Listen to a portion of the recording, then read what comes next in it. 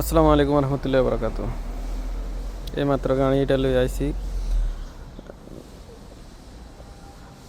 সাবিয়া আইছি,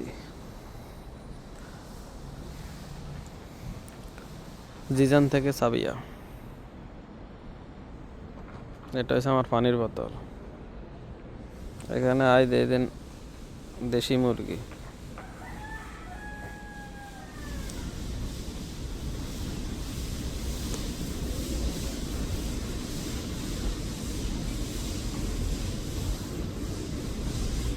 কত সুন্দরভাবে মাল লগে।